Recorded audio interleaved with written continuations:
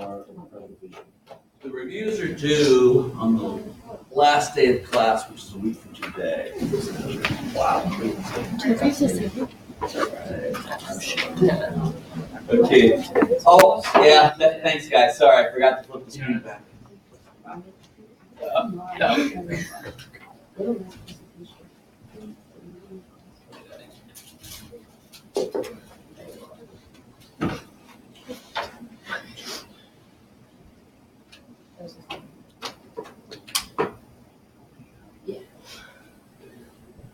Hi, I'm David, and we have Dylan, Kevin, John, and Shay, and we are going to be talking about compensation. And I will be going over pay, wages, and salary.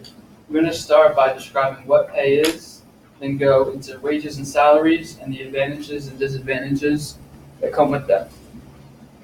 Pay is getting money or other things that are due in exchange for your work. The two main concepts I will be talking about are wages, which is money you receive for working a certain period, and salary, which is a fixed amount of money you get paid in periods for work. Most pay periods are either daily, where you get paid every day, weekly, where you get paid once a week, bi-weekly, which is once every 2 weeks, semi-monthly, which is twice a month, or monthly, which is once a month. Each method has their own positives and negatives for the employee and the employer. The most common pay periods for employers are either semi-monthly or bi-weekly. These are 24 pay periods for semi-monthly and 26 for bi-weekly employees, so it's pretty similar. This is the most common because it allows the employee to not wait too long to get their paycheck, and it allows the employer to have low payroll processing costs. Now I'm going to get into wages. A wage is a fixed or regular payment made by an employer to an employee. If you're paid on a set wage, you will most likely be paid on a daily, weekly, or bi-weekly basis. This will be determined by what your employer wants and sees fit for the situation that you both are in. Going more into wages, there is a minimum wage that was set by the federal government in the Fair Labor Standards Act, which sets the smallest amount an employer can pay an employee per hour. Right now, I think it's around $7.25 per hour, but each state has the right to raise it.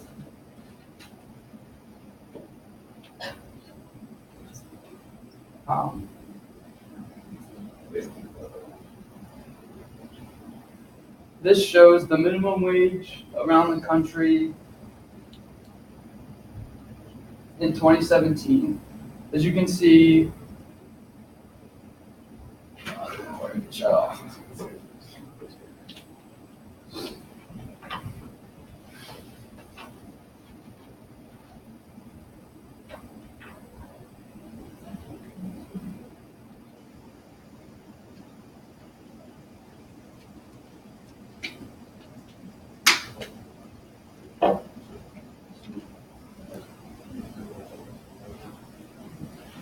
Your laptop may be falling asleep. No, it's okay.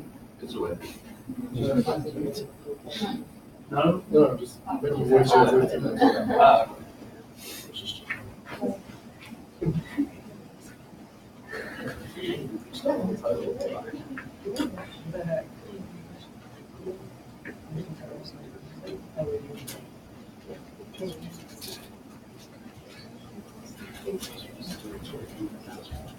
There you go. Wait, started.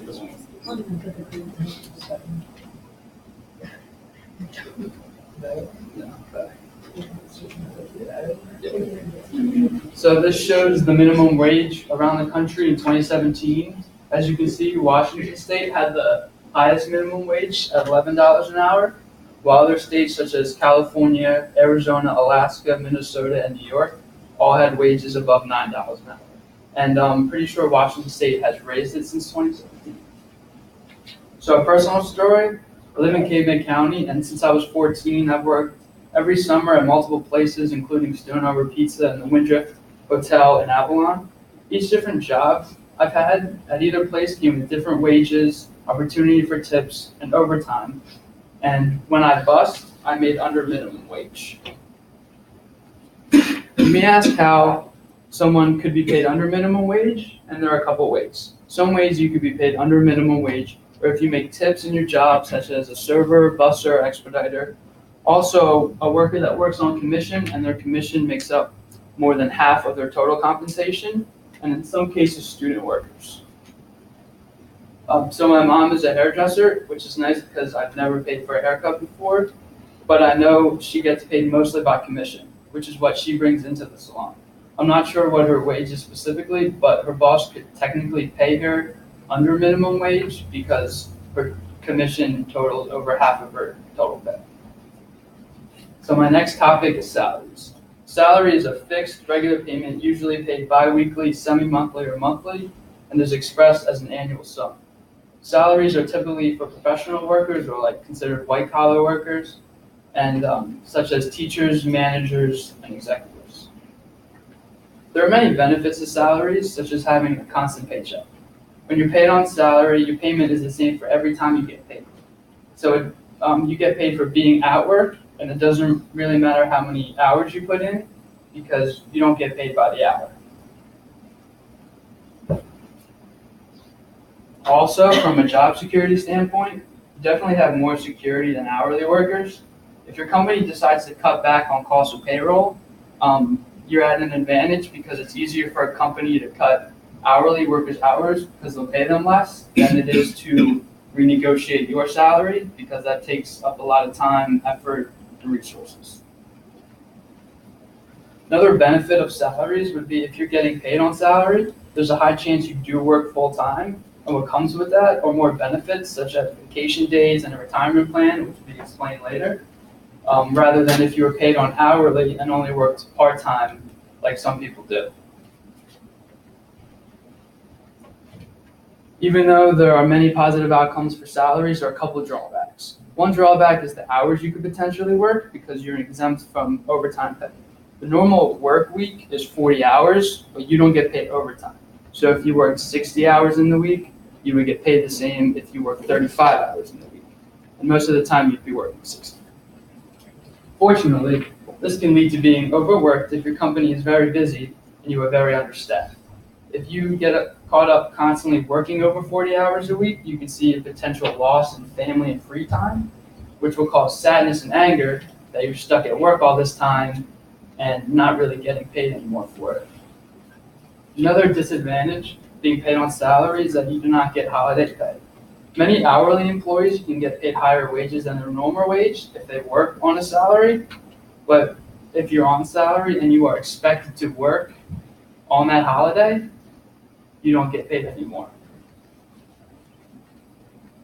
Also, another disadvantage with being paid on salary is more expectations.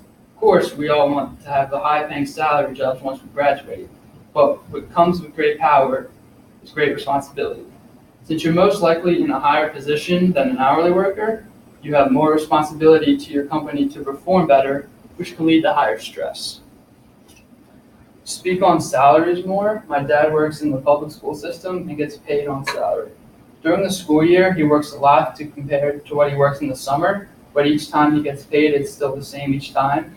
And he does have high responsibility, and his work never really leaves him because people are always calling him. So to wrap everything up, pay is what you get for doing work. A wage is a fixed or regular payment made to the employee for working certain hours, while a salary is a fixed payment expressed as an annual sum. Both salaries and wages have their positives and negatives, and now I'm going to pass it on to Bill. Everybody, my name is Dylan, and I'm going to talk about incentives, commissions, and bonuses, and why you would get them, what they are, and some of the positives and negatives, and how they affect everyone that's involved in getting them.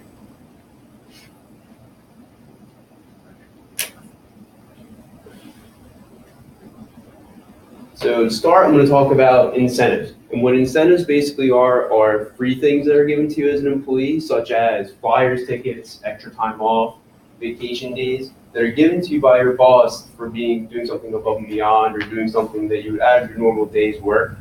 And it's also something given to you regardless of whether it was negotiated in your contract or not. For example, my dad works for a company as a service manager, and he gets flyers and Phillies tickets every year. Why we get them is going is to retain employees and increase productivity all around, and makes the company morale a lot higher. It makes everyone happier, and a happier workplace is ultimately going to be more productive, and it helps them finish more important tasks. And then incentives are earned by completing tasks in your occupation. This could be putting together that big project for your district manager, cleaning up the warehouse for inventory coming up, or even signing up more accounts for your sales business. The catch with incentives is you don't always know when they're coming. They're not always guaranteed in your job, and your manager doesn't always have to give them to you. Some potential problems can arise when incentives are awarded if they're the wrong way. For example, if you're giving incentives to sales staff individually, it'll start to build up a barrier between working as a team. People will start working for themselves as opposed to working together, like following up on each other's leads in a sales business. Commissions are shares of profits and money made from sales.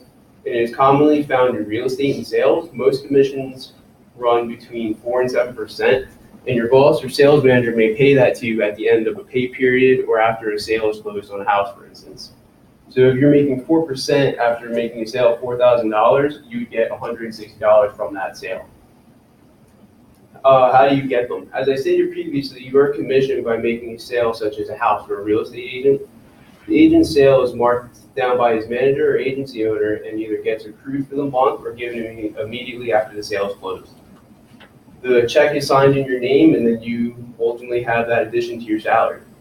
As some of us are management and marketing majors, some of us may find ourselves in sales or real estate agent positions on the side for supplemental income.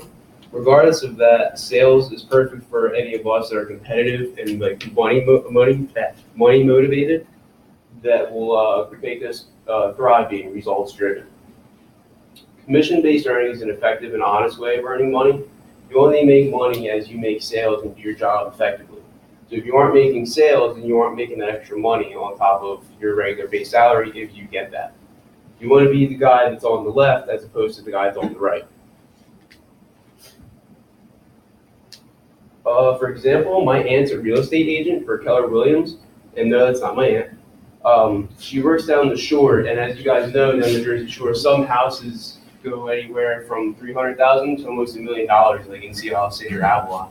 So if she makes a sale on a house that's a $300,000 house, or a $450,000 house, sorry, she can make almost $45,000 just on commissions alone because she makes 10% commissions.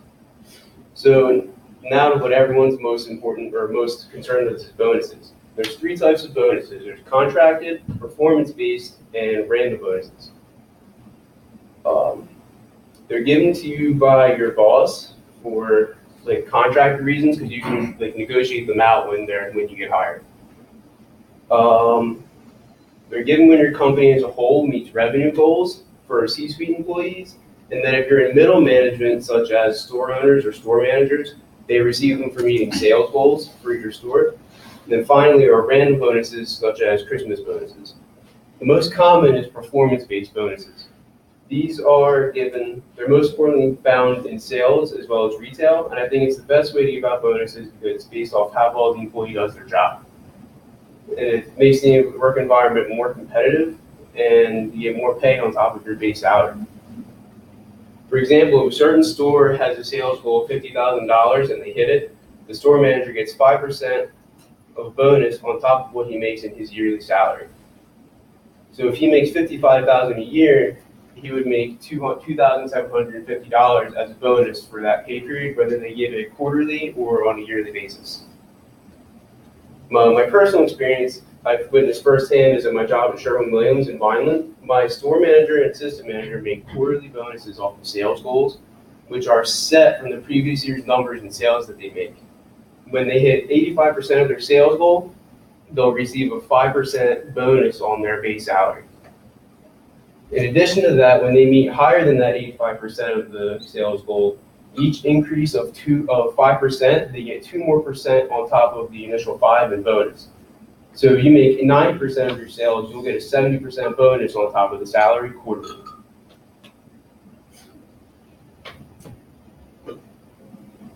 In addition to that sales-based bonus structure, there is what Sherwin-Williams calls a pot of gold salary bonus.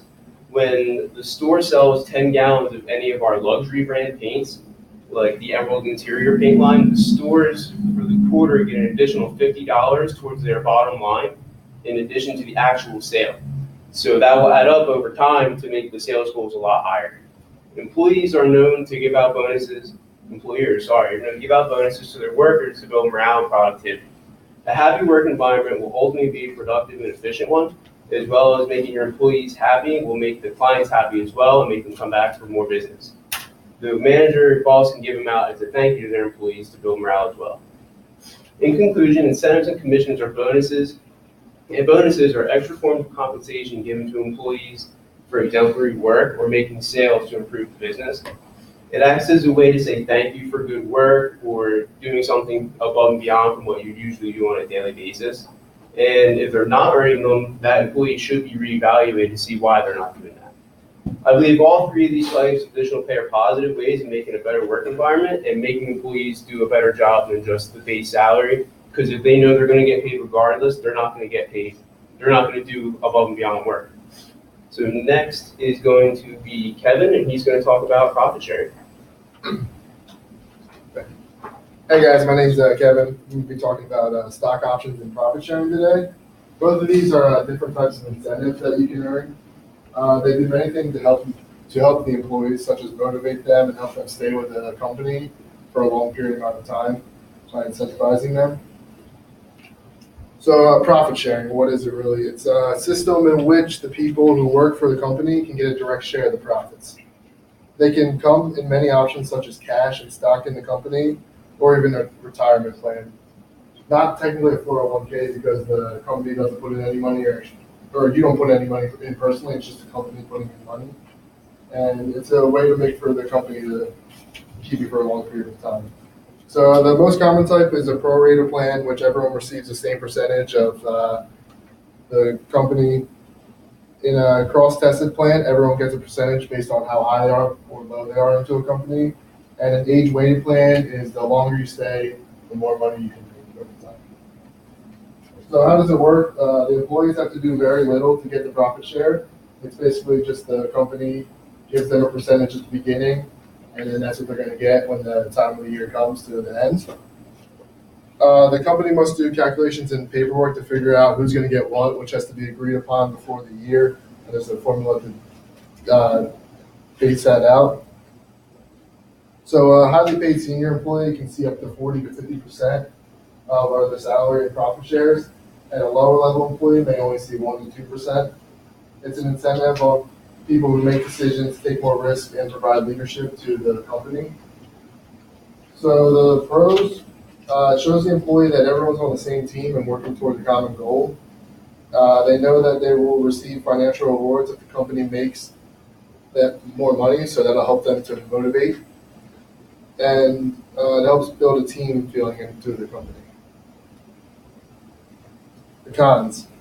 It's hard to see exactly what your work is doing in the company. Like you can't really exactly identify it. Also, once they start receiving the money, it becomes more of an entitlement feeling than that they're actually like working hard for it. So they know they're going to make the money no matter what. So they're not necessarily going to try to improve their work because they might not feel like that matters. So why do they do it? It's really to help employees stay for a long period of time and they can retain them. It's a flexible option to give back to your employees, and no matter how big or small the company is, it can work out and produce loyalty and productivity. So the next topic is going to be about stock options.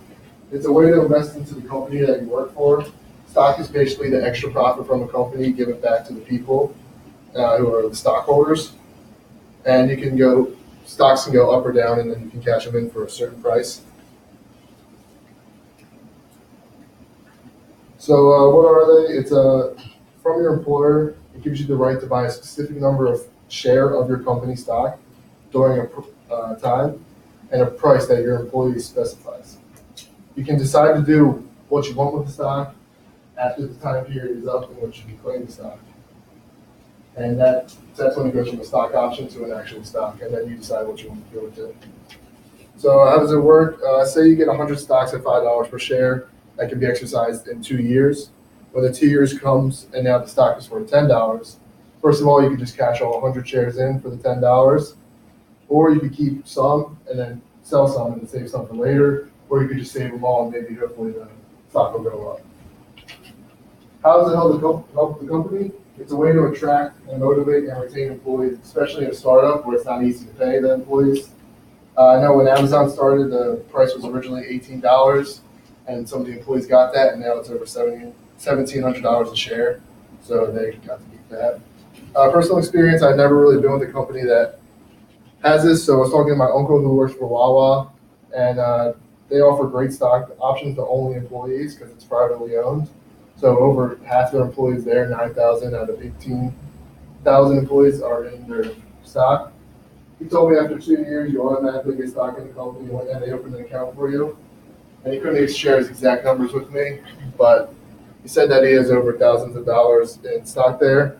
And when he comes time to retire, he can cash them all in and it's going to be a lot of money because the stock at Wawa keeps rising and rising. And since it's privately owned, you can get more.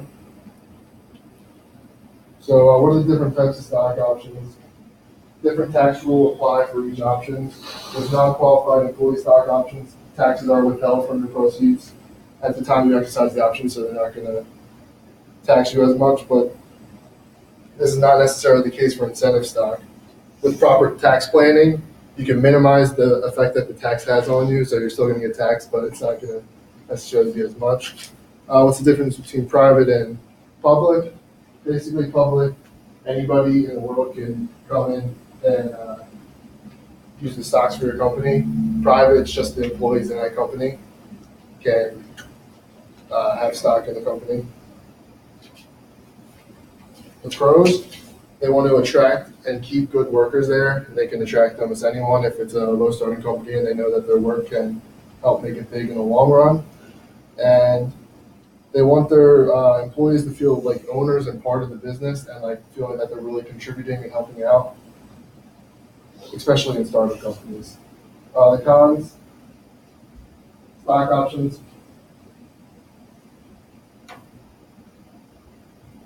They don't necessarily make you feel like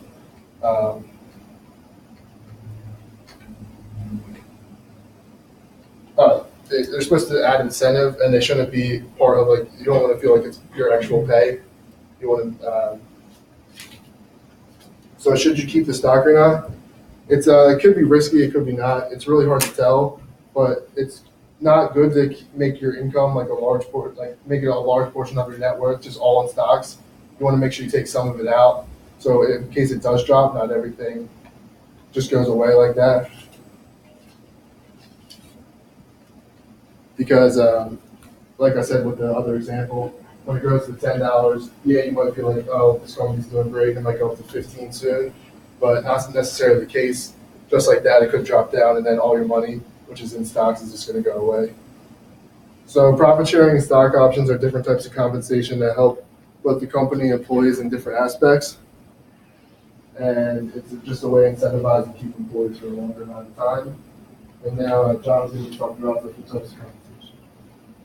All right, so I'm going to be talking about piecework compensation. Also, I'm going to touch a little bit on commissions that Don talked about.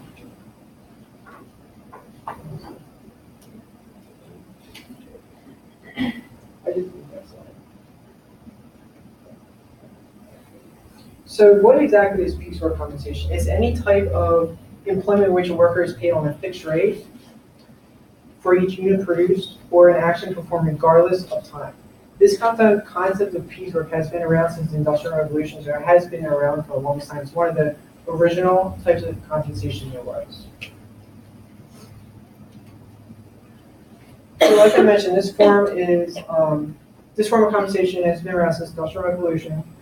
This pay system is mainly used in garment factories and other manufacturing jobs to pay workers based on production. Today, you mainly see employers using this system in factories across the nation, but it is more of a flexible option. So as a more flexible option, with the advent of the internet, piecework is now applied to online jobs. For online jobs, which is not tangible work outputs. In the work, the pieces may be clearly defined and incorporated in the rates such as minute, per minute to talk, per call, etc. Since this type of compensation may pay less than the minimum wage, so where does it fall into like laws? So piecework compensation must be compliant with all pay wages and pay employees fairly. Companies who use this system may pay their employee a penny per unit produced, and if an employee only makes 60 of them, they will only get $6 an hour. Now, the employers still have to pay the employees at their minimum wage. You have to raise that to $6. So there's two types of piece rate systems. There's straight piece rate system, which this is a wage system where the wages are paid to workers based on the output and result of work done. Differential piece rate system is where wages are paid to workers after the completion of work and make sure the work is completed. So some of the advantages and disadvantages is if somehow that employees can produce 100 units per hour from our previous example, this would act as an incentive because they'll be getting paid essentially $10 an hour. This can be unfair to certain employees due to how fast an employee may be, which I will cover different various advantages and disadvantages. So some of the advantages we have is opportunity is for increased pay. As a worker becomes skilled in a particular piecework, their speed may increase, hence their pay may increase. Flexibility in work hours. This may not be true for all piecework employees, but true for independent contractors. Work may be often done when the worker chooses, in cases of very short shifts. So some of the disadvantages we have is work could be rejected for quality issues, lower wages at the beginning. It gives the worker time to ramp up and make sure they can produce quality product. And also there's no pay when there's work not available. So consequences. Failure to keep track of workers' hours and products produced, the employee is open to the worker, claims that they do not pay them the minimum wage, or B, overtime, or they may pay both, which they could act in fines, actions for this nature, which could be criminal prosecution. So how do you calculate this? So for example, you have 320 units and $1.50 per piece. So you would essentially earn $480 over the week, or about $1,900 a month. This individual may make less or more depending on the quality and quantity of their work. Another type of compensation I want to talk about is merit pay. It shares the same characteristics as piecework pay by rewarding higher performing employees with additional pay, but does not go by units produced. Merit pay has advantages and also disadvantages for both employees and employers, like piece rate does. So some of the advantages of merit pay are they communicate the company objective. It sends a message of how employees see employees perform and what employers want to see them contribute. It also lets employees know where they stand, making the range of available merit pay public allows employees to see where they stand. So some more advantages are allows the employer to differentiate pay given to higher performers. Now, without recognition of higher performing employees, the company risks of losing that high quality contact with motivated people, and at the same time it fails to encourage high performance standards. Now, some of the disadvantages is there's concerns about favoritism. Other employees could dispute that the outcomes when merit pay is determined. An example would be that the salesperson has the best sales, well, because he would be in the best territory. Also, there's communication trouble. Many supervisors communicate in a different manner to others, so there could be different communication areas for that. So merit pay also tends to develop device and competitive attitudes rather than cooperation among employees.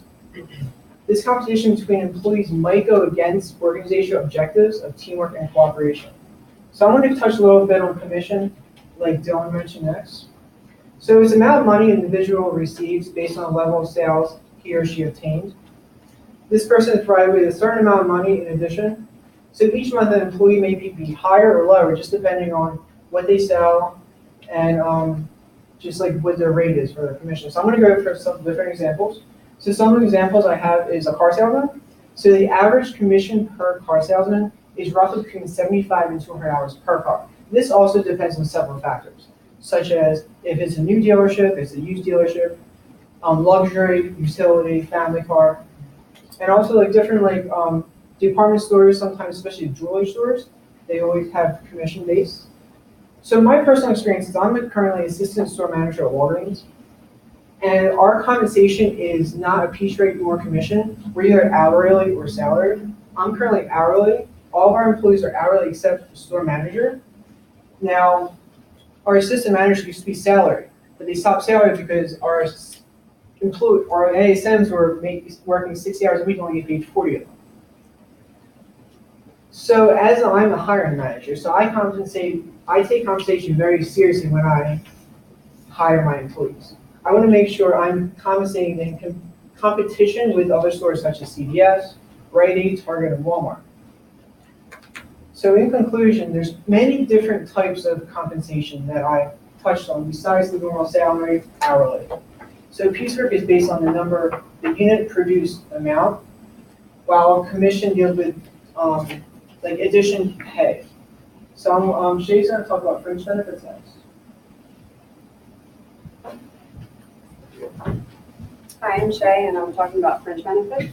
Fringe benefits are a form of compensation that provide employees benefits outside their stated salary or wage. Common examples include medical insurance, dental insurance, educational assistance, vacation pay, and sick pay. Health insurance is a part of the healthcare reform as of January 1st, 2015. Employers with 50 or more full-time equivalent employees are required to provide health coverage to full-time employees, or else they get charged a penalty. This is commonly referred to as the employer mandate. Most often, employers will share the cost of health insurance with employees.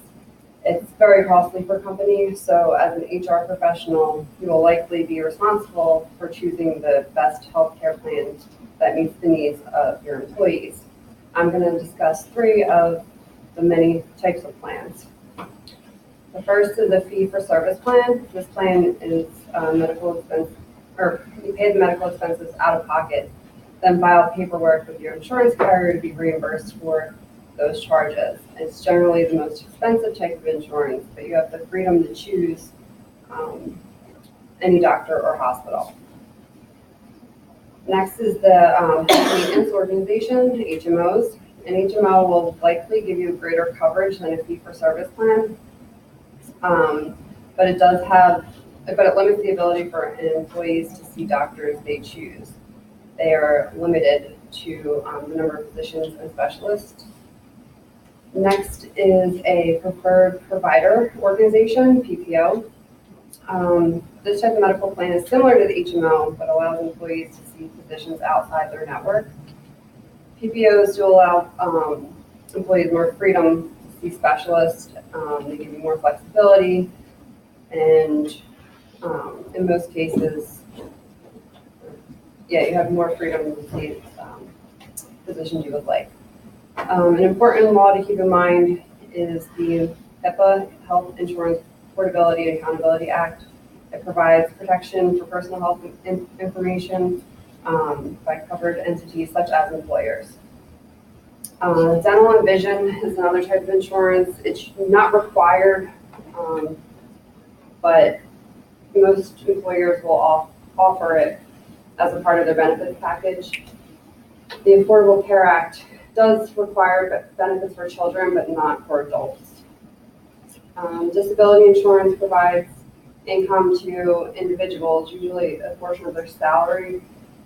If they should be injured, either long-term or short-term, and are unable to work for 6 months or less for short-term, and long-term covers for a longer period of time.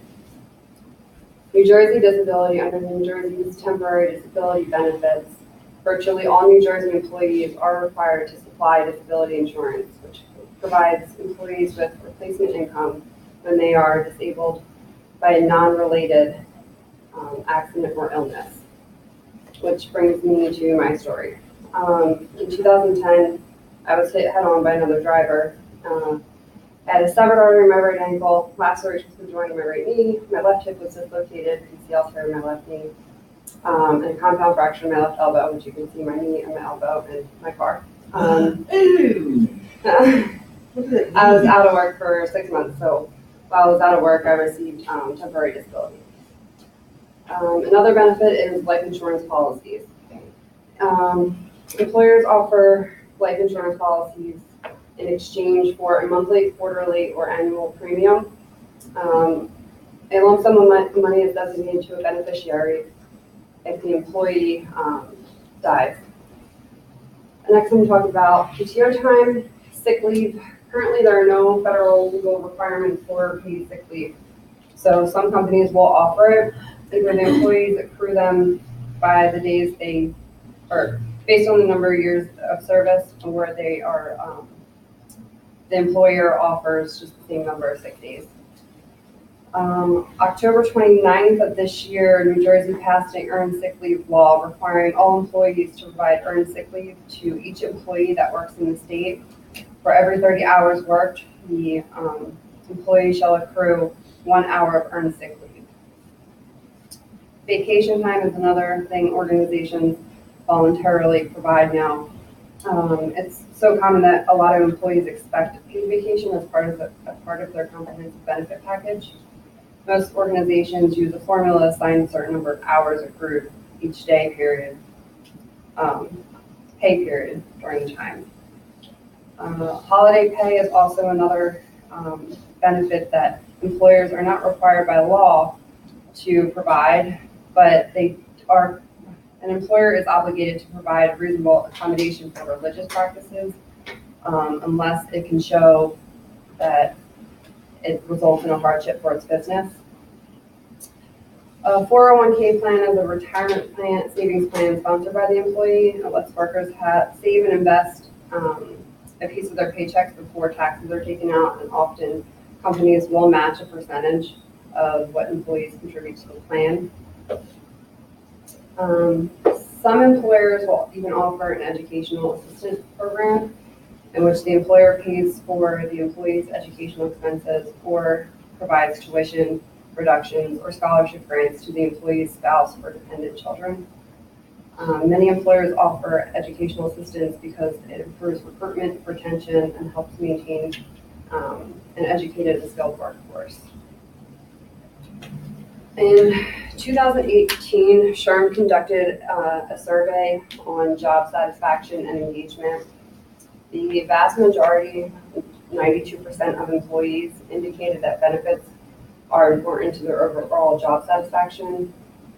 More than 2/3 or 72% of organizations increased their benefits offers the past 12 months. And that was only a few. As an HR manager, it's important to understand the needs of employees and consider cost. Remember, these benefits can help retain and motivate employees and help recruit new employees. And that's it.